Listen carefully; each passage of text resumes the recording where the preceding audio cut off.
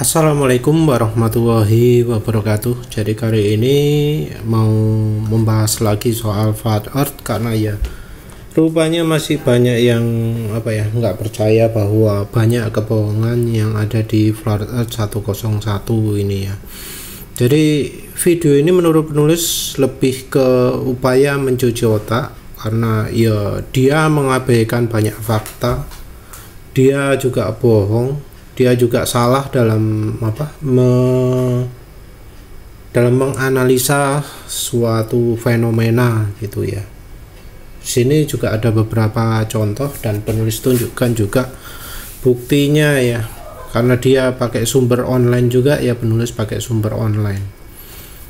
Dan ini sumbernya dari blog dia flatearth.id. Ini ada tulisan kata-kata Bos Darling ya. Bos Darling ini adalah yang buat videonya juga.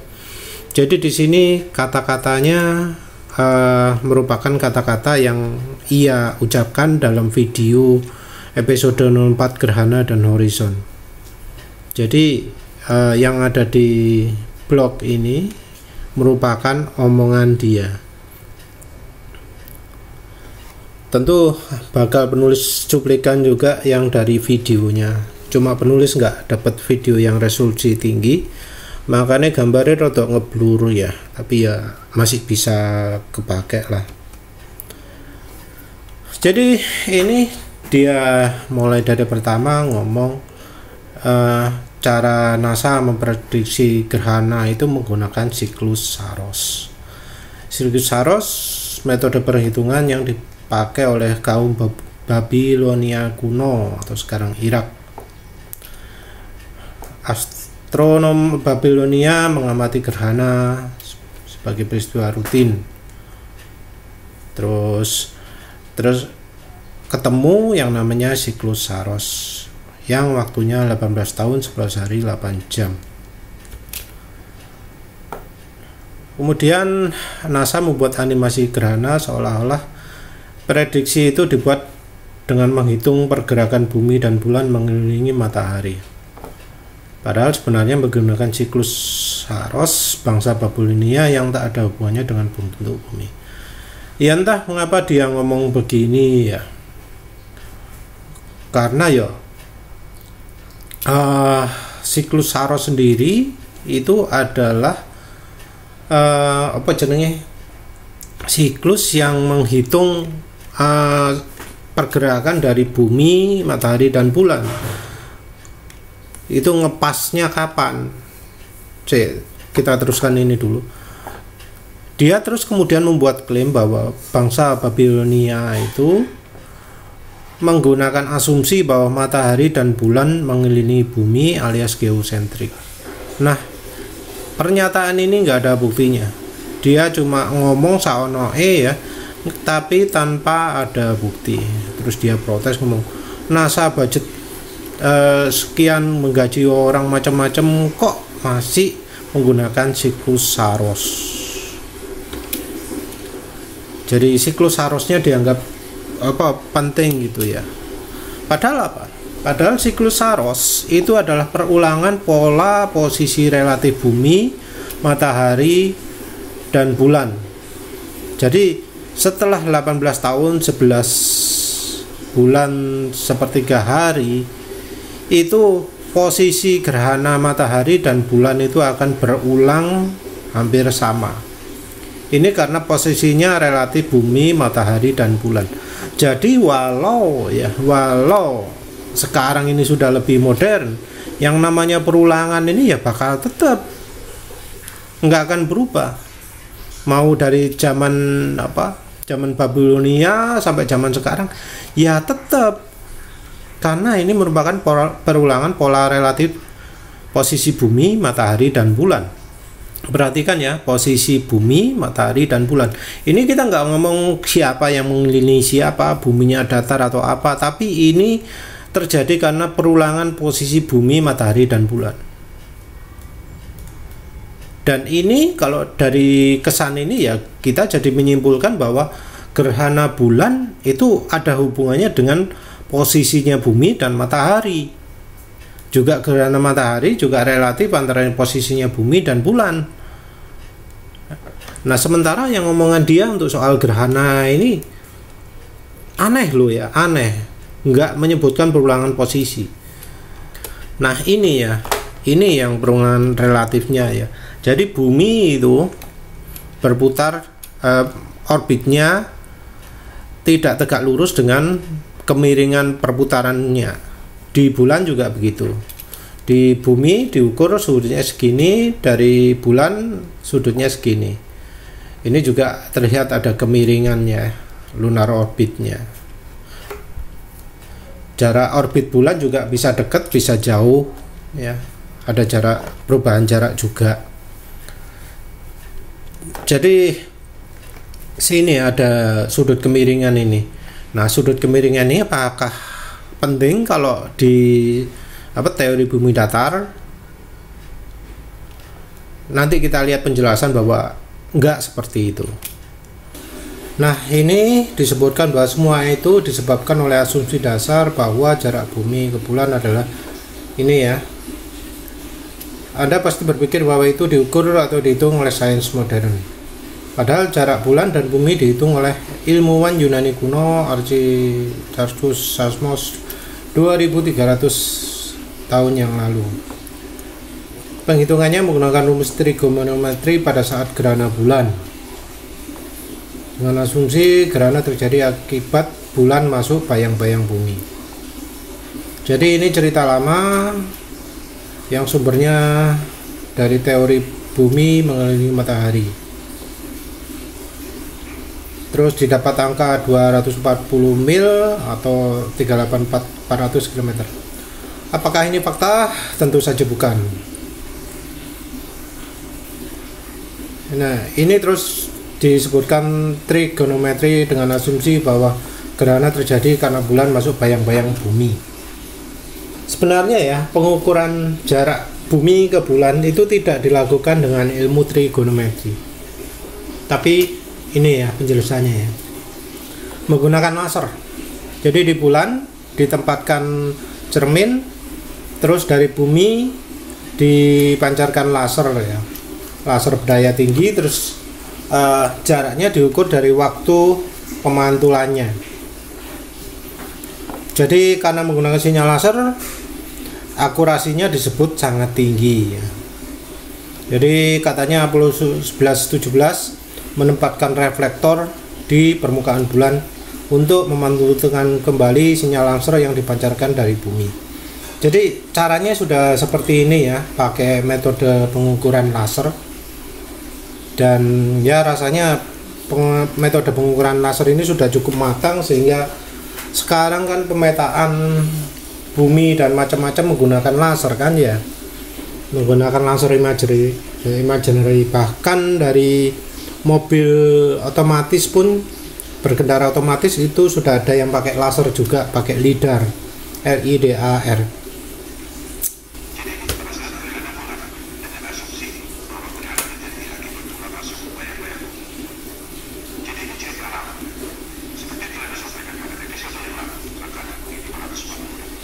Nah, ini ya cara-cara yang disampaikan. Nah, jadi analoginya seperti ini, dibikin cerita olah-olah yang sebenarnya enggak seperti itu ya, karena cara sebenarnya adalah pakai laser.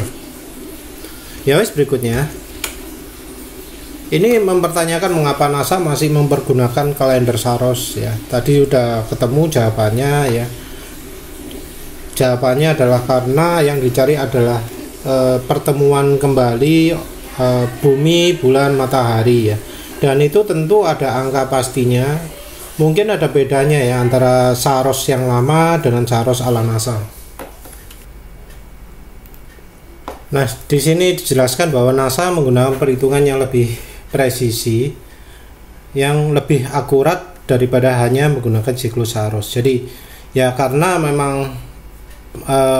ada siklus seperti itu, tapi sekarang perhitungannya sudah lebih akurat. Balik lagi ya, Ini terus dia ngomong jawabannya sederhana karena memang hitungan itu salah semua karena asumsi dasarnya salah.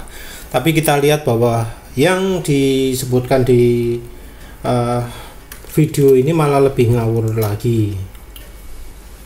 Ya, balik lagi ya, siklus itu adalah dari pengulangan posisi relatif bumi, matahari, dan bulan. Jadi ya saling bertemunya orbit ini yang menyebabkan terjadinya siklus Saros yang sekarang dihitung lebih akurat. Terus ini sudah ganti lagi topiknya. Ini disebut matahari begitu dekat di atas awan, bukan 150 juta kilometer seperti yang mereka katakan.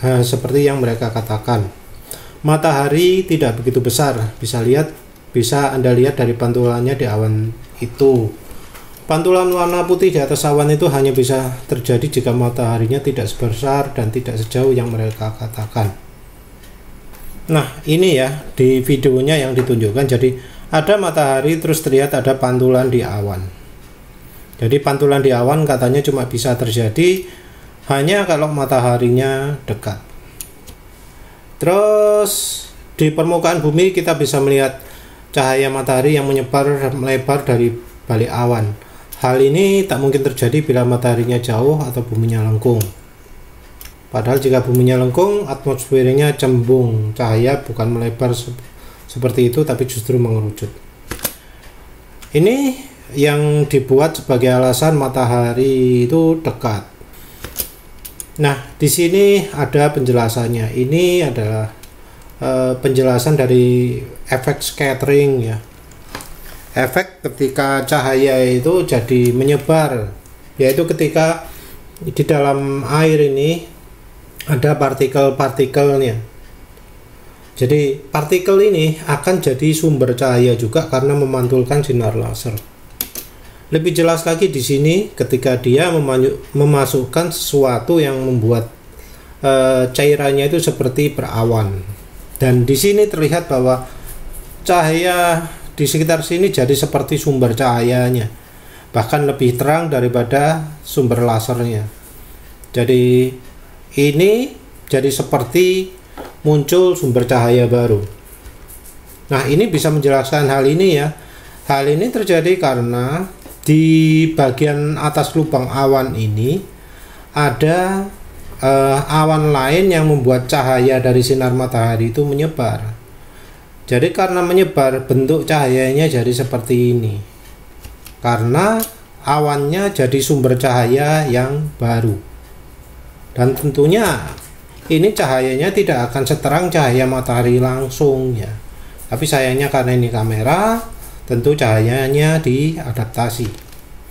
Jadi menurut penulis kalau untuk soal cahaya awan yang jadi nyebar itu sumbernya adalah karena di awan lain ada yang sifatnya membuat sinar matahari jadi menyebar seakan-akan di awan tersebut jadi sumber cahaya. Ini karena ada proses namanya scattering. Terus ini menawarkan penghitungan jarak matahari menggunakan perhitungan trigonometri dengan mengukur bayangan benda di bumi. Jadi terus di triangulasi untuk diukur cahayanya berapa. Dan hasilnya ketemu jarak matahari adalah 5766 km saja. Matahari dan bulan begitu dekat. Terus ketemu diameter mataharinya berapa. Nah, ini yang jadi pertanyaan adalah lokasinya itu di mana? Lokasinya yang di Google Map itu di mana saja? Ini jadi cara pengukurannya ya. Diukur di 3 tempat untuk di triangulasi jaraknya berapa. Nah, penulis terus kasih tantangan ini ke yang mempercayai bumi datar. Coba ukur ya. Coba ukur di 2 tempat. 2 tempat yang satunya mengalami posisi matahari terbit, yang satunya mengalami matahari terbenam. Coba diukur di 2 tempat tersebut berapa jarak matahari kalau diukur triangulasi dengan posisi ini. Posisi matahari pas lagi terbit atau terbenam, yang satu lagi terbit. Jadi kalau yang penulis tahu, bayangan saat matahari terbit itu bisa tinggi ya, mungkin hampir sejajar dengan bendanya. Kalau di tembok ini juga bayangan bendanya hampir sejajar dengan tembok. Nah, bayangan di tembok bisa hampir sejajar dengan bendanya. Jadi ini sejajar, ini sejajar. Yang terjadi apa? Ya ketemunya jarak matahari adalah 0 km. Nah, apakah benar jarak matahari itu 0 km? Ya itu bisa dipikir sendirilah. Jadi tantangan penulis untuk yang percaya bumi datar, coba dilakukan pengukuran jarak bayangan ketika matahari terbit dengan matahari terbenam. Itu ya, coba bisa ketemu berapa. Nah, katanya asumsi sains modern itu adalah sinar bulan adalah pantulan sinar matahari dan gerhana terjadi akibat bulan masuk bayang-bayang bumi. Teori yang ya katanya bukan fakta. Nah, padahal katanya kalau menurut dia ya, bulan punya sinar sendiri yang sifatnya berbeda dari sinar matahari. Ini sinar matahari panas, sinar bulan justru dingin. Ada terus yang melakukan pengukuran dengan 2 termometer, satunya kena sinar bulan, satunya nggak kena sinar bulan. Hasilnya sangat jelas, sinar bulan temperaturnya lebih dingin dari yang tidak terkena sinar bulan. Nah, eksperimennya seperti ini. Nah, penulis sendiri ini aneh ya, karena disebut ada sinar yang sifatnya bikin benda itu jadi dingin. Penulis selama ini nggak pernah tahu ada sinar yang bisa bikin dingin ya. Selama ini yang penulis tahu kalau kena sinar ya jadi lebih panas. Terus ini ada kena sinar jadi lebih dingin, yo aneh juga. Dan penulis nggak tahu ini maksudnya gimana ini cara pengukurannya. Apakah yang dihalangi itu cuma dari bayang-bayang tok, atau yang terbuka itu nggak kena bayang-bayang? Karena bisa jadi ini ya, kalau ini dilakukan di tempat terbuka, yang lebih dingin ini adalah karena anginnya lebih kencang. Jadi yang ini nggak kena angin, yang ini kena angin. Nah, air kalau kena angin kan ya jadi lebih dingin daripada air yang nggak kena angin. Ini ya problemnya ya kalau mengukur. Ya harusnya ini dilakukan di ruang tertutup, sama-sama dalam kaca ya. Yang satunya ditutupi pakai kaca gelap, yang satunya ditutupi pakai kaca bening. Dilihat suhunya sama atau tidak. Jadi yang ini cara pengukurannya tidak objektif karena ada faktor angin di sini. Nah, berikutnya adalah dijelaskan bahwa sinar bulan bukan pantulan sinar matahari, gerhana bukan disebabkan bayangan bumi. Begitu pula pada bulan pagi hari bukanlah bayangan bumi melainkan langit di belakangnya. Bagaimana mungkin bayangan bumi bisa berwarna biru langit seperti itu? Bulan tak berbentuk bola seperti yang mereka katakan. Jika diamati dengan sesama, kadang di bagian tubuh bulan terlihat bintang yang ada di belakangnya. Itu sebabnya zaman dulu simbolnya bulan bintang, di mana bintang memang benar-benar menembus tubuh bulan. Nah, ini pas proses gerhana gitu ya, ada efek partikel yang kemudian bergerak. Nah, efek ini ya kita ini harus lihat dari banyak contoh kasus ya, jangan cuma satu contoh kasus saja, karena dari satu contoh kasus bisa jadi partikel ini merupakan debu yang sedang melayang, yang lewat, yang kemudian di kamera kelihatan besar sekali, yang kelihatan sebagai bayangan ini, padahal bisa jadi bukan. Ini karena fokusnya nggak tepat, fokusnya ke bulan, sementara objek ini lebih dekat jadi kelihatannya blur. Jadi ya kita harus menggunakan banyak kamera ya, jangan menggunakan satu saja, karena kalau satu saja yang nggak relevan. Kameranya juga yang harusnya dilengkapi dengan filter sehingga cahayanya nggak kelihatan kayak gini. Terus ini juga yang ngomong belakangnya bulan itu biru. Ini ya tentunya ya. Nah, ini ya rada aneh ya, karena kan ya sekitarnya kan biru, atmosfer kita kan biru, langit kelihatan biru ya karena atmosfer kita biru. Pagi-pagi langit ya biru, atau kalau sekarang ini ya putih. Kalau kita lihat belakangnya bulan gimana ya putih juga. Kalau sekarang, kalau zaman dulu ya biru juga. Soal ada bintang yang kelihatan di belakangnya ya itu belum tentu ya. Bisa saja kesalahan kamera atau apa. Itu kan harus dari banyak contoh. Jangan terus mentang-mentang kelihatan satu cahaya itu, oh itu bintang. Karena bisa jadi oh ada penerbangan yang di sini yang kemudian membuat cahayanya terpantul ke bumi, atau roket kah atau apa, atau bahkan objek yang ada di bulan sendiri. Soal ini juga ya bisa aja kebetulan ada apa, karena ya cahayanya kan nggak jelas ini, karena penulis sendiri nggak pernah lihat ada bintang yang ada di bagian gelapnya bulan, walau itu banyak bintang-bintang nggak kelihatan. Ya coba ini contoh kasusnya, tunjukkanlah situasi langit yang penuh bintang, terus ada bulan purnama, ada bulan sabit. Apa memang bulan sabitnya itu kelihatan bintang belakangnya itu nembus? Karena bintang kan nggak cuma satu tuh di angkasa, tapi kan banyak. Kenapa ini kok cuma satu? Ya cobalah kasih tunjukkan bulan. Sayangnya di sini nggak bisa ya, karena langitnya itu seringnya putih, jarang sekali biru atau ya biru apa, karena penulis nggak melakukan perubahan langit lagi ya. Apa harus melakukan perubahan itu untuk bisa ngerti apa yang terjadi pada bulan? Kapan-kapan lah ya. Nah ini ya, ngomong lagi sinar bulan bukan pantulan sinar matahari. Ini juga dari adegan videonya yang menunjukkan ada bayangan lain ya. Ini yang dimaksud warna hijau-hijau yang lewat gitu. Terus ini ilustrasi gerhana bukan akibat bayangan bumi. Nah kalau memang itu bukan karena bayangan bumi, itu karena apa terus gerhananya? Mengapa kok bisa terjadi periodik? Apa yang terjadi secara periodik sehingga kok gerhana itu terjadi secara periodik? Ini kan nggak jelas, cuma ngomong wow ini gitu. Tapi sama sekali tidak memberikan ilustrasi atau penjelasan yang jelas bagaimana gerhana bisa terjadi kalau itu bukan karena bumi. Ini cuma protes tok, tapi gak menjelaskan alasan dia bagaimana. Omong kosongnya terlalu banyak. Ini juga bulan terbelah. Nah bulan terbelah, tapi kok mengapa cahaya permukaan bulan yang kelihatan di bumi kok terus sama? Nah satu lagi informasi adalah ketika disebut bahwa permukaan bulan yang menghadap ke kita itu selalu sama. Jadi ini disebut ada bayangan near side-nya, bayangan yang selalu kita lihat ya. Ini yang nggak kita lihat.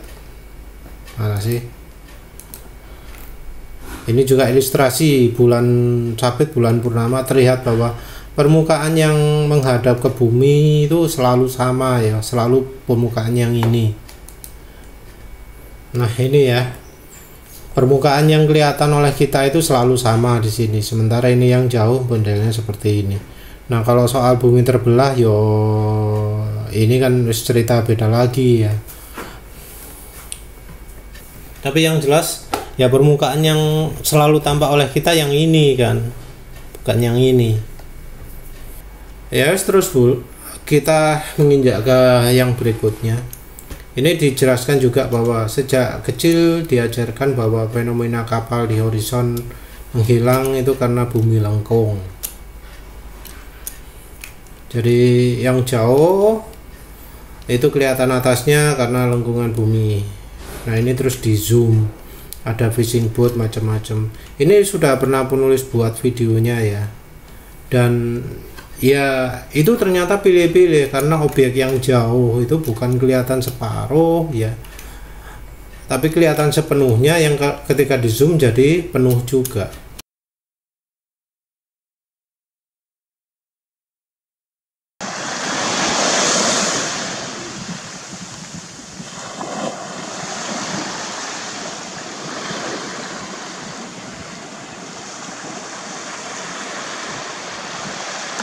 Terus ini adalah foto-foto fish eye atau CGI macam-macam ya. Ini penulis malas buktikan karena ya susah ya. Ini dia sendiri ngomong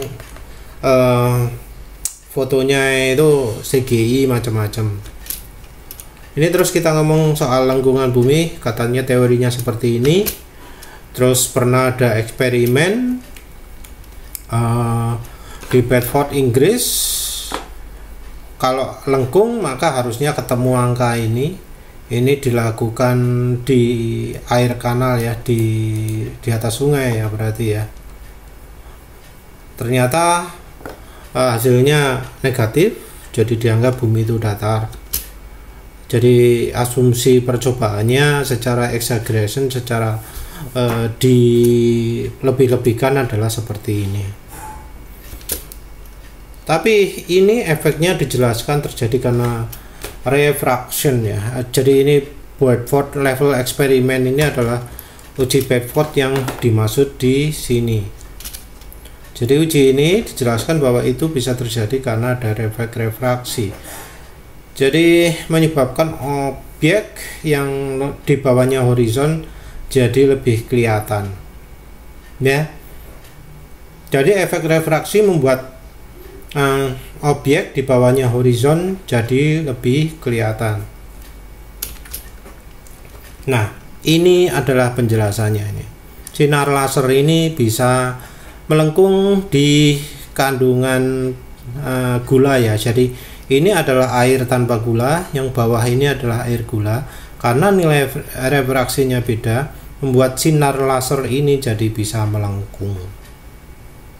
Padahal ini juga pendek. Nah, ini yang jadi penjelasan mengapa di uji Bedford ini hasilnya adalah bumi itu datar. Tapi ada eksperimen lain ya, Rainy Lake ini, yang merupakan uji pengulangan dari Bedford ini, yang kemudian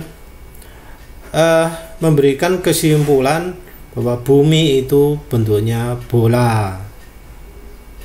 Jadi disebut yang lebih advance daripada Bedford level eksperimen yang dilakukan 1838. Jadi entah mengapa orang bumi datar nggak menyebutkan uji ini ya.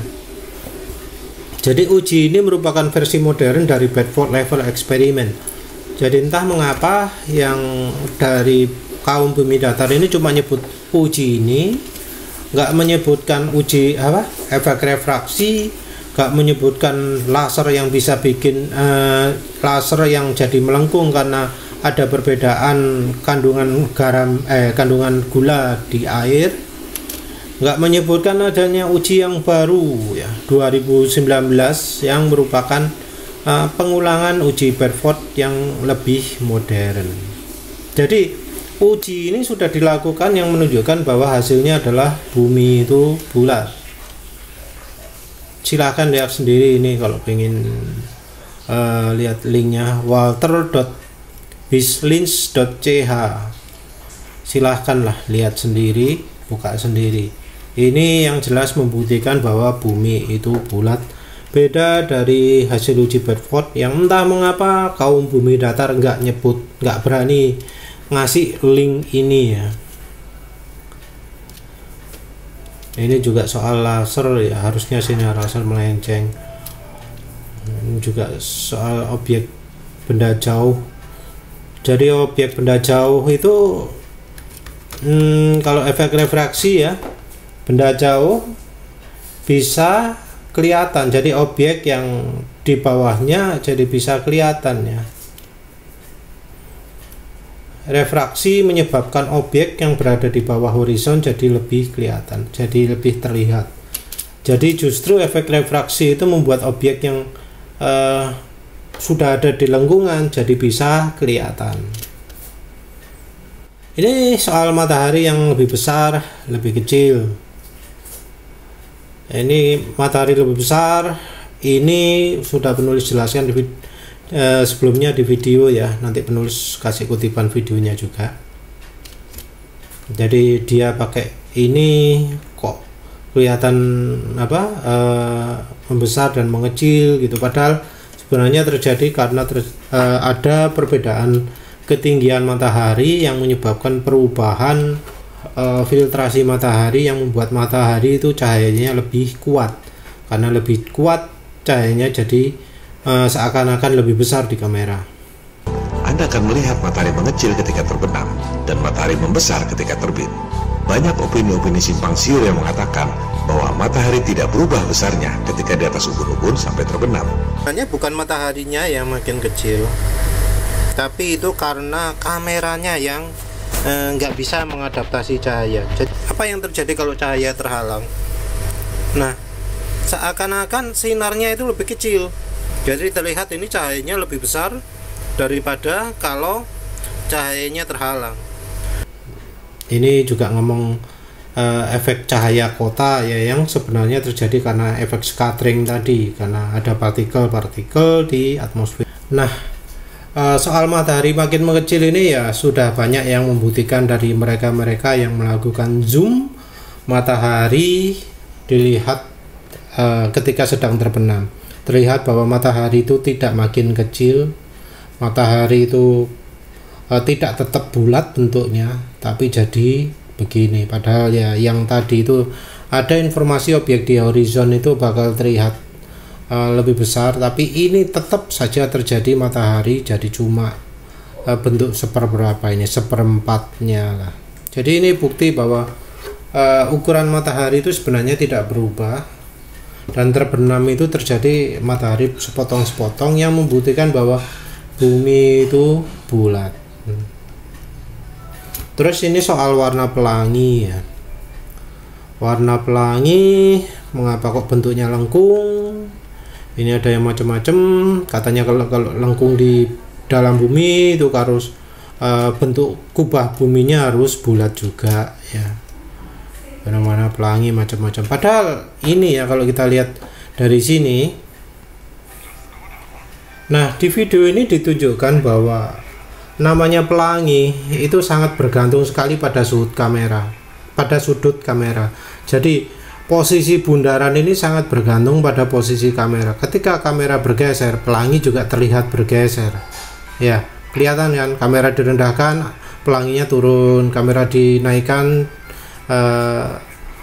pelanginya naik. Jadi kelihatan bundar itu karena ini sangat bergantung pada sudut antara matahari, sumber cahayanya, bagian partikel-partikelnya, dan posisi kamera. Ketika posisi kamera berubah, maka bentuk pelangi ini juga akan berubah. Jadi ini sangat bergantung sekali pada posisi kamera. Bentuk bulatnya ini selalu mengikuti antara posisi kamera, posisi cahaya, dan posisi partikel-partikel di udaranya. Terus soal sandok ya, soal bias cahaya matahari itu ya. Ini ya penjelasannya dari sisi partikel-partikel juga ya. Ini terjadi ya terutama karena sekarang musim pesawat jet, musim trails, di mana pesawat jet itu melepaskan banyak sulfur di angkasa, dan sulfur itu menangkap partikel-partikel air di angkasa sehingga membentuk butiran-butiran yang membentuk efek-efek refleksi seperti ini. Jadi ini terjadi ya terutama sekarang ini makin lama makin banyak ya, karena makin banyak juga yang melepaskan trails di angkasa. Jadi kalau langitnya biru lebih sulit mengalami hal ini. Jadi penulis ingat di beberapa tahun lalu matahari itu memang ada efek seperti ini, cuma sekarang jadi sangat jarang terjadi semenjak penulis pakai jam monitor ya, karena langit kayaknya jadi lebih bersih dari partikel-partikel semenjak pakai jam monitor. Ya silahkan aja yang mungkin ragu untuk coba jam monitor sendiri, buat jam monitor atau beli scarf lah, wis modalnya juga nggak mahal. Beli kabel sekitar nilainya 30.000, beli semen 5.000, wis tinggal digulung, tinggal buat sendiri dengan aturan yang sudah disediakan. Ini juga pernah ya penulis lihat, pernah ada fotonya cuma mbuh wis nandi wis gak karu-karuan fotonya. Ya wis itu ya. Jadi secara keseluruhan apa yang dijelaskan ini, kalau yang menurut penulis paling gak jelas itu adalah soal ini ya, gerhana yang terjadi bukan akibat bayangan bumi, tapi dia sama sekali tidak menjelaskan. Terus yang nomor 2 adalah karena ngomong bangsa Babilonia itu bilang matahari bulan mengelilingi bumi, itu sumbernya dari mana? Karena penulis sendiri nggak nemu hal ini ya. Ya wis lah, itu saja ya. Lagi-lagi ya, dari kaum bumi datar ngomong dari fakta yang salah, ngomong dari informasi yang sengaja dibuat menipu, terus dia sendiri terkesan tujuannya adalah membuat orang jadi berpendapat bumi datar itu benar, padahal enggak. Ya silakanlah verifikasi semua informasi yang penulis sampaikan, karena ada link, ada sumber macam-macam. Nanti kalau butuh ya penulis kasih teks linknya mana ya.